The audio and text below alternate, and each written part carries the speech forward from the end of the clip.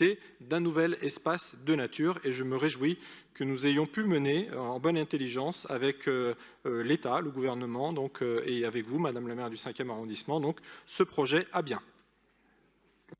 Merci beaucoup Christophe Najewski, merci Monsieur le maire. Je mets aux voix le projet DEV 1, qui est pour, qui est contre, qui s'abstient, il est adopté.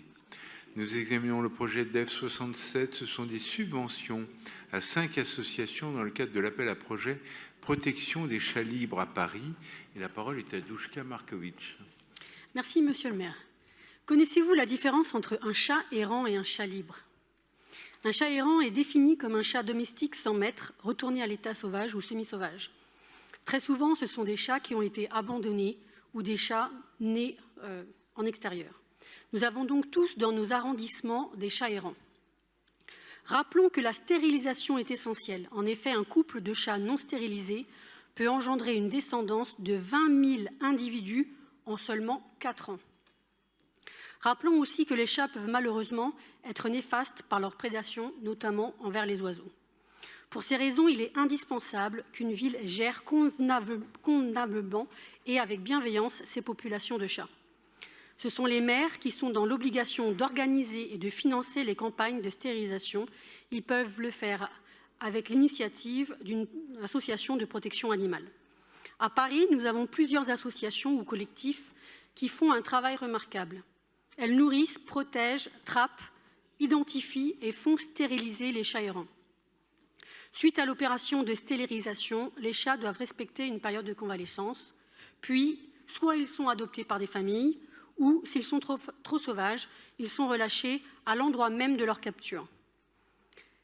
Suite à la loi du 6 janvier 1999, les chats relâchés acquièrent donc le statut de chat libre et le droit de vivre librement dans l'espace public. Ces associations œuvrent donc pour la collectivité. Elles ont des besoins, et notamment des besoins en local, pour permettre de garder les chats en convalescence pendant 2 semaines après l'opération de stérilisation. Pour l'instant, les bénévoles utilisent leur appartement ou l'appartement des familles d'accueil, mais cette situation est loin d'être optimum. Un dispensaire parisien serait idéal. Les chats errants nous rappellent aussi le nombre colossal d'abandons d'animaux de compagnie. Nous devons sensibiliser sur l'adoption et la charge que représente un animal. Les animaux ne sont pas des jouets que l'on peut mettre au rebut, au premier désintérêt ou à la première difficulté. Il est indispensable que la ville de Paris participe à la gestion des chats libres à travers ses subventions. Nous avons ici 5 associations pour un montant global de 15 000 €. L'association des chats libres du Bois de Vincennes dans le 12e, l'association Chat Animal Terrain solidarisé dans le 16e, l'association Shangri-La au Bois de Boulogne dans le 16e et l'association des Matous du 18e, l'association Au Cœur des Chats dans le 18e également. J'ai eu l'opportunité d'accompagner les associations du 18e dans leur demande de subvention. Mais je constate que de nombreux arrondissements sont absents de cette délibération. Ils sont pourtant probablement aussi avec des chats errants et je pense particulièrement au secteur de la Petite Ceinture, au parc et au cimetière, très prisés par les chats errants. J'invite donc tous les maires à s'intéresser aux chats errants ou libres de leur quartier. Merci à vous. Merci beaucoup, Douchka Markovic. Je donne la parole à Christophe Najewski, Monsieur le maire. Merci, Monsieur le maire. Alors, avec cette délibération, nous ouvrons un nouveau chapitre d'une politique publique que nous avons initiée depuis le début de la mandature, puisque en 2020, nous nous sommes engagés dans un travail de fond pour la prise en charge des chats errants à Paris. Ce travail est mené en lien étroit avec la préfecture de police, qui, je le rappelle, a la compétence à Paris en la matière. Mais c'est aussi et surtout d'ailleurs un travail avec des associations locales qui apportent nourriture et soins à ces animaux et qui, sans leur aide, seraient aujourd'hui souvent victimes d'accidents, de maladies ou de maltraitance. Alors, après avoir réalisé en 2021 une campagne de recensement avec une vingtaine d'associations de manière à avoir un état des lieux réel des populations de chats libres à Paris, nous avons financé 6 d'entre elles afin qu'elles nourrissent, installent des abris et prennent en charge ces chats libres sur leur territoire. Et en 2022, nous avons franchi une nouvelle étape avec la publication d'arrêtés de trappage ce qui était une première depuis 20 ans. En 2023, nous avons continué à structurer notre action en lien avec la préfecture de police, mais nous avons aussi et surtout renforcé notre aide financière en nous associant à l'association 30 millions d'amis. Ce sont 22 500 € qui ont été engagés par la ville et par 30 millions d'amis pour prendre en charge les coûts concernant l'identification et la stérilisation des chats trappés par les associations locales qui ont été autorisées par la préfecture de police. Et la même année, je le rappelle, l'année dernière, donc, nous avons adopté une proposition de délibération du groupe Paris en commun dans le cadre de ce qu'on appelle les niches des groupes, par laquelle nous nous sommes engagés à lancer un nouvel appel à projet sur la protection des chats libres à Paris pour soutenir les associations qui s'en occupent, et c'est maintenant chose faite. Et donc je tiens à saluer les associations que vous avez mentionnées, Madame Markovitch, Chats Libres du Bois de Vincennes, CATS, Shangri-La, les Matous du 18e et Au Cœur des Chats, pour leur action essentielle. Donc vous le voyez, donc, nous sommes pleinement mobilisés dans cette action concernant donc, la protection des chats libres à Paris, et je ne doute pas donc que cette délibération sera adoptée à l'unanimité par notre Conseil. Merci beaucoup, Christophe Najdowski. Je mets aux voix le projet DEV 67 qui est pour, qui est contre, qui s'abstient. Il est adopté. Nous examinons le projet de DEV 68. Ce sont des subventions à 4 associations dans le cadre de l'appel à projet Médiation, Action sociale et Animaux. Et la parole est tout d'abord à Corinne Faugeron. Merci, Monsieur le maire. Mes chers collègues, à la suite d'un appel à projet pour organiser une médiation avec des animaux envers des publics vulnérables, seniors, enfants, personnes en situation de handicap, jeunes en difficulté, cette délibération propose des subventions à 4 associations qui ont répondu à l'appel à projet pour réduire l'isolement social, améliorer le bien-être et encourager les interactions sociales positives. La plupart des associations proposent une action avec des chiens, car c'est un animal très sociable, tour à tour joueur ou câlin, et très reconnaissant. Le chien n'est pas un animal solitaire, il s'adapte facilement aux situations et ne juge pas. C'est un vecteur de socialisation et de communication. Sortir avec un chien, c'est faire des rencontres et créer des cercles de convivialité. Une association présente des activités avec des cochons d'Inde qui sont des animaux plus fragiles car ils sont très stressés par nature. Nous nous sommes assurés en 8e commission que les associations avaient bien signé la charte du bien-être animal garantissant des pratiques respectueuses des animaux pour les actions subventionnées. Nous nous sommes assurés qu'aucun financement de la ville ne sera alloué pour soutenir la présentation d'une ferme mobile, comme mentionné par une des structures. Les subventions, donc, sont strictement dédiées à développer des actions sociales et de médiation animale à des fins éducatives, préventives, thérapeutiques ou d'insertion sociale. Les 3 associations qui travaillent avec des chiens pour aider des humains à vivre apporte la preuve que le chien n'est a priori ni dangereux ni sale. Et j'espère qu'un jour, ce sera plus facile à Paris de faire cohabiter les chiens avec les humains dans les jardins de la capitale. Merci de voter cette délibération. Merci beaucoup, Corinne Faugeron. Je donne la parole à Douchka Markovitch. Merci, Monsieur le maire. Cette délibération parle d'un nouvel appel à projet dont l'objectif vise, je cite, à développer des actions sociales et de médiation animale à des fins éducatives, préventives, thérapeutiques ou d'insertion sociale auprès des publics parisiens, dans le respect de la charte en faveur du bien-être animal. Les activités comprenant de la médiation animale peuvent être développées dans de nombreux contextes, notamment en santé mentale, en réadaptation physique, en éducation spécialisée, en gériatrie. Les bienfaits de ce type d'accompagnement sont nombreux, tels que la réduction du stress, de l'anxiété, l'amélioration de l'estime de soi, la stimulation de la communication, la réduction de l'isolement social et l'augmentation de la motivation. Donc ça, on voit bien que c'est le côté qui apporte aux humains. Ainsi, nous avons 4 associations qui ont été retenues pour une subvention globale de 14 800 €.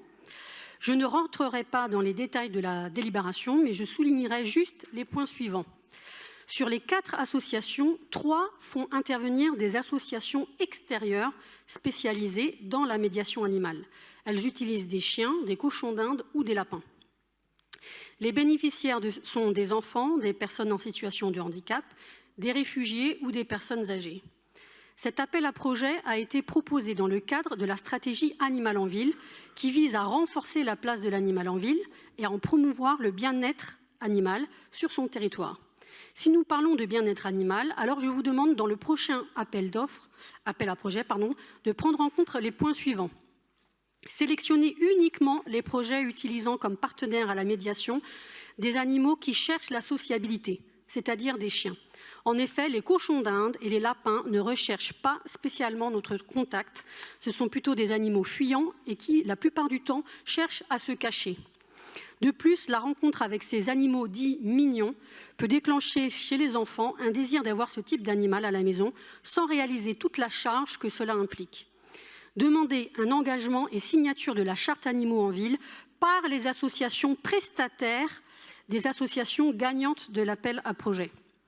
Inclure dans l'appel à projet une clause sur la nécessité d'une pédagogie à destination des usagers sur la charge qu'incombe l'animal si jamais on l'acquiert. Ne pas organiser la venue de mini-fermes mobiles dans l'établissement. Les déplacements causant stress aux animaux, la ville ne peut se porter complice de cette pratique. Enfin, si une visite de ferme pédagogique est envisagée, ce qui est le cas dans certaines propositions, alors que cette visite ait lieu à la ferme pédagogique de la ville de Paris, où nous pouvons contrôler le bien-être des animaux. Rappelons que tous les animaux ne sont pas adaptés à la médiation, qu'il existe des animaux ayant une personnalité sociable et d'autres non. Rappelons aussi que les animaux ne sont pas des jouets, qu'ils ne sont pas des outils. Ils sont des sujets de sensibilité et de conscience. Merci à vous. Merci Douchka Markovitch. Je donne la parole à Jacqueline Bobot. Merci Monsieur le maire. Mes chers collègues, ce n'est pas la première fois que notre groupe, les Républicains et les Centristes, s'intéresse à la médiation sociale centrée sur l'animal. Les deux oratrices qui m'ont précédé ont parfaitement rappelé les bienfaits de la médiation animale, notamment auprès des personnes fragilisées en situation de handicap, ayant des troubles cognitifs ou des difficultés dans leur vie. Alors, j'ai pu échanger, Monsieur le maire, il y a quelques jours avec les responsables d'un établissement concerné par cette délibération, la résidence Amaradji, dans le 19e arrondissement, gérée par la fondation Kazib Kojazor. Elles m'ont fait part des résultats particulièrement enthousiasmants en ce qui concerne les premières actions déjà menées avec un petit groupe de résidents. Très concrètement, les séances de médiation se déroulent dans un petit salon cosy avec un petit groupe de résidents, moins de 8 personnes, qui accueillent 2 grands caniches accompagnés par un médiateur social. Ils toilettent les animaux, ils les nourrissent, ils jouent avec eux. J'essaie de comprendre la réalité de la médiation. Et ils vont peut-être tenter l'expérience avec les lapins, mais j'ai bien noté ce que vous disiez, Madame Markovitch, sur le caractère peut-être moins sociable, plus fuyant des lapins. Il faudra peut-être en parler à ces responsables. Ces moments émouvants leur rappellent leurs propres animaux aux résidents domestiques qu'ils ont dû les laisser en entrant en résidence. Et ces animaux leur permettent de renouer le lien avec leur passé, de rendre la vie en résidence moins traumatisante. Il arrive même que le contact des animaux domestiques libère la parole chez certains résidents. Les responsables de l'établissement m'ont ainsi confirmé que cette approche sensorielle apaise les résidents, diminue leur anxiété, les sort de leur apathie et pour certains leur permettent de retrouver des émotions et même de retrouver le sourire, ce qui est très important. C'est dire pour ce public atteint de troubles cognitifs, isolé en perte sensorielle, que ces moments sont vitaux. Notre ville vieillit et nous serons confrontés de plus en plus aux défis de l'avancée en âge et génération du baby-boom et de la dépendance dans une ville difficile à vivre pour les seniors et où la tendance à la décohabitation générationnelle s'accompagne d'une montée de la solitude plus particulièrement visible chez les personnes âgées. 19% des Parisiens ont plus de 60 ans aujourd'hui, un chiffre qui va aller croissant. Il faut aider nos anciens à bien vieillir. C'est pourquoi, plus que jamais, Monsieur le maire, ces initiatives en matière de médiation animale doivent être encouragées et soutenues par notre collectivité. Je vous remercie pour votre action. Merci beaucoup, Jacqueline Bobot. La parole est à Christophe Najewski, monsieur le maire. Merci, monsieur le maire, et je remercie les deux oratrices et l'orateur pour leurs propos. C'est la première fois, je crois, dans cet hémicycle que nous abordons ce sujet de la médiation animale, en tout cas à travers un projet de délibération. Pour autant, ça n'est pas un sujet nouveau, puisque la question de la médiation animale remonte en réalité à il y a plus de 50 ans, avec, pour le citer, le docteur vétérinaire Ange Condoret, qui va définir en 1978 une méthode de prise en charge des enfants ayant des difficultés de communication basée sur une interaction avec les animaux. Pour revenir plus récemment, donc début 2023, c'est l'Institut Curie, qui est le premier centre français de lutte contre le cancer, qui a installé à plein temps dans ses services de soins un chien de médiation pour accompagner les soignants et les patients traités. L'adoption de Snoopy, c'est son nom, un chien provenant de la SPA, s'est inscrite dans le cadre d'une étude chargée d'évaluer le bénéfice de la présence d'un chien de médiation dans le cadre hospitalier. Alors les co-bénéfices qui sont susceptibles de se tisser avec ces relations entre l'homme et l'animal peuvent en effet permettre de faciliter, de renforcer l'action de professionnels de santé et de l'action sociale auprès de populations fragilisées. Les maisons de retraite, par exemple, sont de plus en plus nombreuses à reconnaître le rôle affectif capital joué par les animaux et à les accepter auprès de leurs pensionnaires. Alors vous le savez, donc, en juillet 2023, je le mentionnais à propos de la délibération précédente, notre Assemblée avait voté l'organisation d'un appel à projet dédié à la médiation animale avec un volet social fort.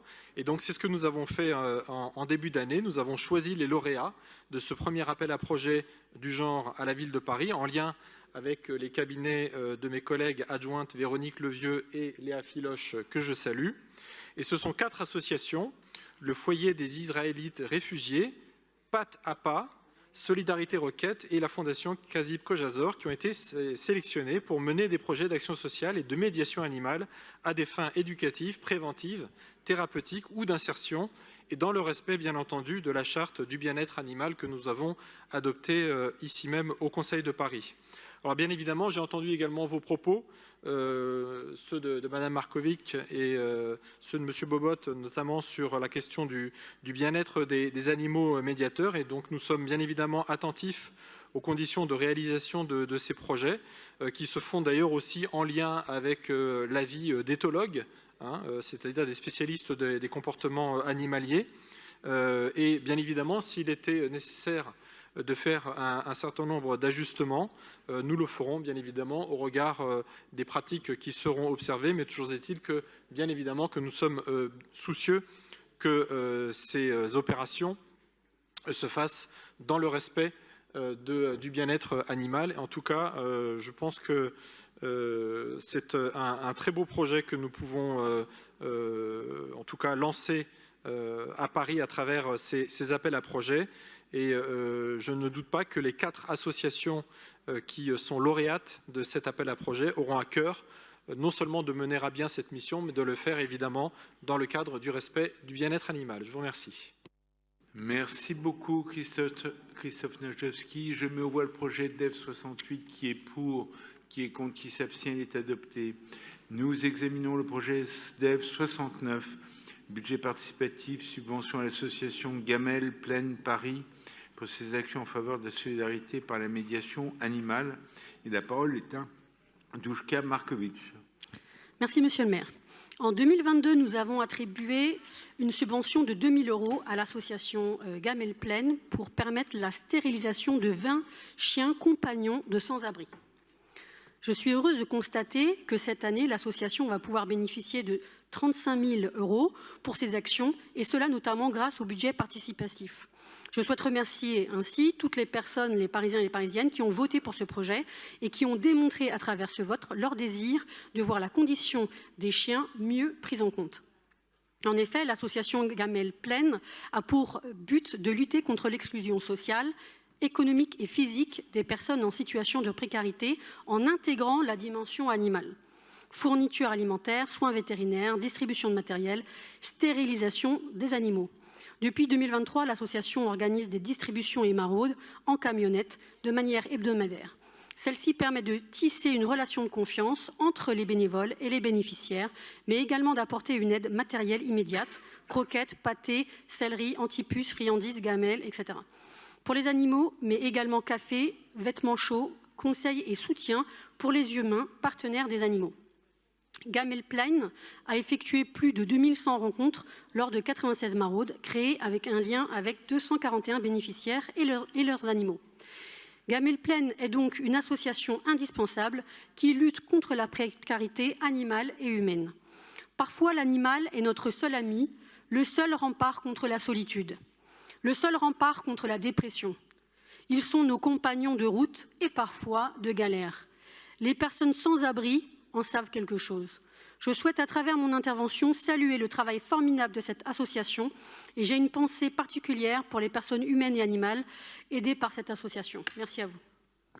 Merci beaucoup, Douchka Markovic. La parole est à Maya Akari. Monsieur le maire, mes chers collègues, l'accompagnement des personnes les plus précaires doit inclure un grand nombre de domaines. Il est évidemment indispensable de leur fournir un accès à la nourriture, à l'hygiène, de les soutenir dans leurs démarches administratives ou leur recherche d'emploi ou de logement. Mais il est un domaine sur lequel l'accompagnement manque souvent, alors qu'il est très important pour beaucoup d'entre eux, les animaux qui les accompagnent. Beaucoup de personnes en situation de rue ont un animal domestique, souvent un chien, qui est un compagnon et un soutien dans cette situation difficile. Les animaux domestiques peuvent représenter des coûts importants. Il faut bien sûr les nourrir, mais aussi les soigner, ce qui implique des dépenses importantes inaccessibles pour les plus fragiles. C'est pourquoi l'association Gamelplein met en œuvre une série d'actions pour aider les personnes en situation de précarité à nourrir et soigner leurs animaux. Grâce à des maraudes, les bénévoles de l'association vont à la rencontre des maîtres et de leurs animaux pour leur proposer nourriture, soins et jeux. Cette délibération permet d'attribuer une subvention de 35 000 € à l'association. Cette somme permettra l'achat d'un véhicule hybride qui doit faire que l'association remplisse plusieurs objectifs. Le premier d'entre eux est une meilleure réponse aux besoins hebdomadaires car le nombre de bénéficiaires ne cesse d'augmenter. En 2022 et 2023, leur nombre a augmenté de 40%. Il permet aussi de réduire le nombre d'allers-retours à effectuer pour réapprovisionner. Deuxièmement, il va offrir la possibilité de livrer des structures d'accueil et des associations partenaires, ainsi qu'à transporter du matériel lors de manifestations. Troisièmement, ce véhicule va permettre que les maraudes soient étendues puisqu'elles étaient réalisées jusqu'alors à pied. Enfin, il va offrir à l'association la possibilité d'accepter les dons volumineux venant de partenaires. De plus, cette délibération va permettre l'octroi d'une subvention de 500 € pour l'achat d'un projecteur pour éclairer son lieu de distribution, place de la République. Je tiens à souligner que cette subvention est accordée dans le cadre du budget participatif, aider les personnes les plus fragiles à sortir de l'exclusion, ce qui montre l'attachement de nos concitoyens aux actions de solidarité. Je vous invite donc toutes et tous à voter cette délibération. Merci beaucoup, Maya Akari. La parole est à Christophe Najdowski, monsieur le maire. Merci, monsieur le maire. Je remercie madame Markovic et madame Akari pour s'être inscrites sur cette délibération et pour les propos qu'elles ont tenus. Et cela me donne également l'occasion de mettre en valeur, une fois encore, le travail essentiel de l'association Gamelplein Grand Paris. C'est un acteur unique de la solidarité parisienne qui met en œuvre des actions de lutte contre l'exclusion des personnes en situation de précarité en leur permettant de garder leur animal de compagnie auprès d'eux. Et donc cette association mène des actions à travers des dons de nourriture, l'apport de conseils, de soins vétérinaires ou encore de matériel et d'équipements qui sont utiles à l'entretien et au bien-être de ces animaux. Les bénévoles de cette association ainsi que le président de son antenne locale, Kevin Manus, font un travail essentiel, en lien étroit d'ailleurs avec les autres acteurs de l'écosystème de solidarité à Paris. Alors donc nous avons à cœur de les soutenir activement, que ce soit par un soutien financier que nous amplifions d'ailleurs chaque année, mais aussi par un soutien technique. L'association a, vous le savez peut-être, malheureusement été expulsée il y a quelques mois de son local qui était situé dans le 12e arrondissement et fort heureusement nous avons pu leur trouver une solution de relogement en les accueillant en urgence dans un local du Bois de Vincennes, donc appartenant à la direction des espaces verts et de l'environnement. Et nous leur avons d'ailleurs rendu visite récemment avec Madame la maire du 12e arrondissement, Emmanuelle Pierre-Marie, que je salue également. Donc, grâce à cette nouvelle subvention d'équipement qui concerne la délibération d'aujourd'hui et qui fait suite d'ailleurs à un vote au budget participatif, l'association va pouvoir se doter d'un nouveau véhicule qui sera hybride, je le précise, et ça va lui permettre de poursuivre ses maraudes qu'elle effectue quotidiennement, mais aussi ça va lui permettre d'assurer les distributions alimentaires, en tout cas d'amplifier les actions qu'elle mène en lien avec les autres acteurs de la solidarité à Paris. Et donc, bien évidemment, je pense que nous serons tous à même de voter cette délibération. Je terminerai mon propos en profitant du fait qu'il s'agit de la dernière, non pas de la dernière, mais en tout cas de l'avant-dernière délibération concernant les animaux, pour vous inviter à la fête de l'animal en ville qui aura lieu ce samedi 12 octobre au Parc Montsouris, dans le 14e arrondissement. Et nous y organisons donc chaque année une collecte de dons pour l'association Gamelle Plaine, et les bénévoles de l'association seront d'ailleurs présents aux côtés des autres acteurs de la condition animale. Et donc, je vous donne rendez-vous ce samedi au Parc Montsouris. Je vous remercie. Merci beaucoup, Christophe Najewski. Je mets aux voix le projet DEV 69, qui est pour, qui est contre, qui s'abstient. Il est adopté. Nous examinons le projet DEV 70, avenant à la convention avec Universcience pour l'installation et la présentation de fourmis